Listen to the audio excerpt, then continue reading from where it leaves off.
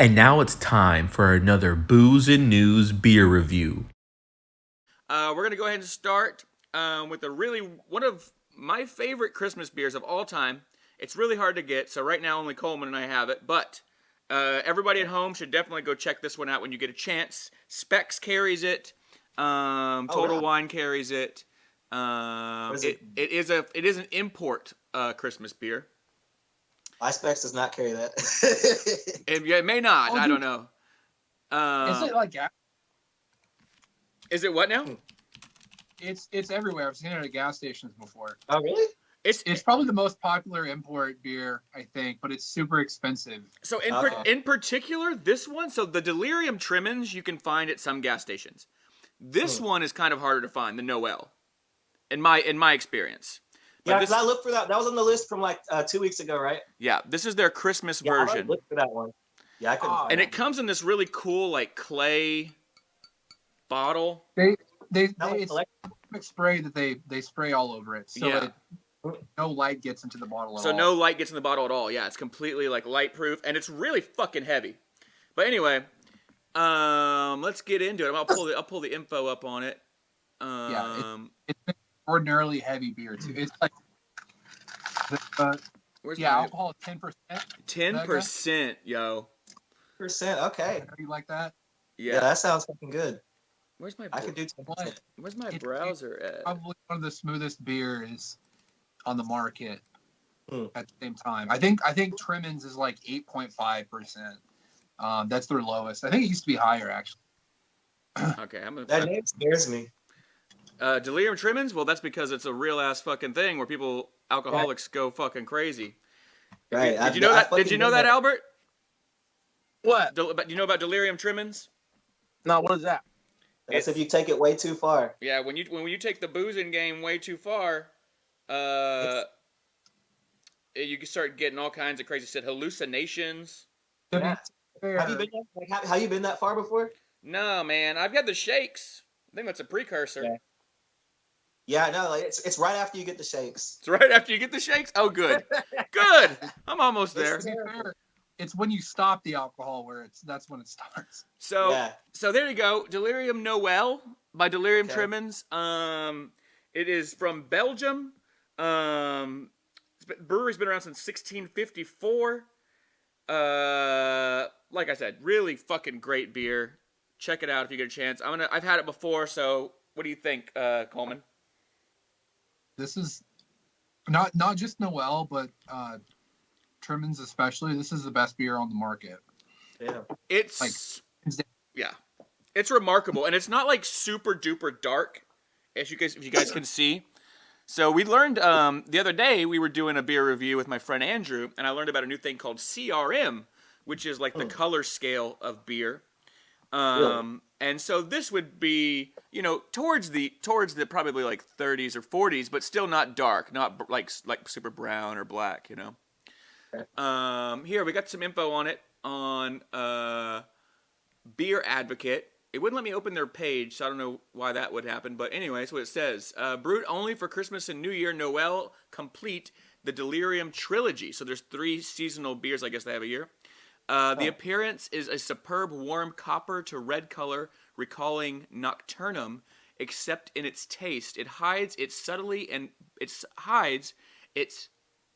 that's a typo. It subtly by multiple levels of flavor and should be approached with confidence, with a tinge of typical Christmas sauced with sweet touch, then bitterness. 20 IBUs. It has a really high score on here, and it's from a place that I can't even fathom how to pronounce. Huyghe, Belgium. Oh wow. Oh god, yeah. The name of the brewery is really hard to pronounce too. Oh, is it? Huyghe, Huyghhe. Oh, that's the city that it's from. Yeah. So it's it's named after the city. Yeah, super good. You know what's funny? This is actually my second favorite Christmas beer of all time. My favorite one, though, I don't know if they make anymore. It's called Scaldis Noel. It's another Belgium import Christmas beer. But I don't think they make it anymore. I haven't seen it in years. So, this, I guess, by proxy becomes number one. What do you think about it, Coleman? have a lot to say about this beer, just because I've been drinking it for so long. Mhm. Like, you see the bottle, and it's one of those big bottles like Chimay. It's got the cork on it and everything like that. And I had some money finally a few years ago, and I was like, I'll get one of these fancy beers, and it was incredible. But I drank it wrong.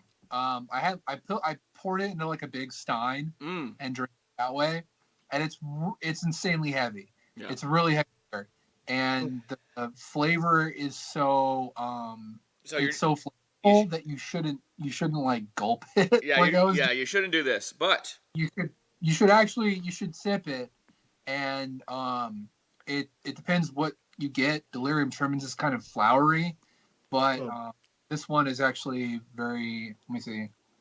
yeah, it has it does have some of those Christmassy kind of flavors to it, in my opinion. It's got like maybe a little bit nutmeg kind of. You know what? I would compare this to Guinness in the way that it's like different than American beers, where like, let's say I had Miller Lite last night. Right. And I poured it, and I know the head is like soda. You know, you might get some head. It'll go away after like a minute. Yeah. With this, if you pour it incorrectly, or if you pour it straight out of the bottle, you don't let it sit, like settle, you'll have like 5 inches of head. You can't get away from it, like 5 inches, and it'll stay there for like half an hour, just like putting it thick.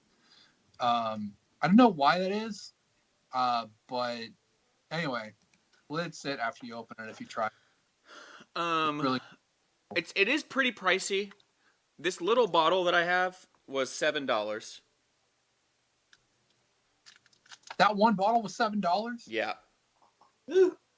Yeah. What'd you pay? I don't remember. Yeah. I feel you. You're a swiper. Yeah, the big one, the big bottle was much more expensive. I think you get a better deal, but yeah, just this one, and this is only now it's going to be in European measurements, but it's like a regular beer bottle. Yeah, I mean this was less than $20 for the 4-pack that I got. I think it was like, I went to Spags, it was maybe 18 or something. I don't know. I'm just guessing, but it is something you get as like a reward, or you get somebody as a gift. You know what I was trying to think of the flavors of it. It has like I said, like a little bit nutmeg. It kind of reminds me of like caramel or like toffee. Yeah. It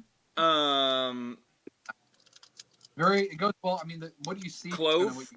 Normally, and like clove, like Christmassy, like a little bit of maybe not so much anise, but it's definitely like Belgian ales in particular are unique and very different than American beer. Like, American beer is more based on German style, and Belgian is more like richer, more flavor, that kind of shit. Yeah. And German is more like, hey, we're gonna give you some beer to fucking smash it around. Anheuser-Busch kind of took over the beer market. That's what people consider to be beer in America. But this is just really flavorful. It has really good aromas too, kind of like cherry and plum. But I don't know. Where are you gonna rate this on a scale of 1 to 10? This is a 10. All right. I was wondering if we're going to have our first beer that's a 10. I'm going to give it a 10, too. So I think this is our first 10 we've had on the show. Yeah. Meg, you got to try this. You'll love this one. Yeah, I'm going to have to. Thanks for watching. Follow us on all these platforms and catch us every Wednesday live, 8 p.m. Central Standard Time on Twitch.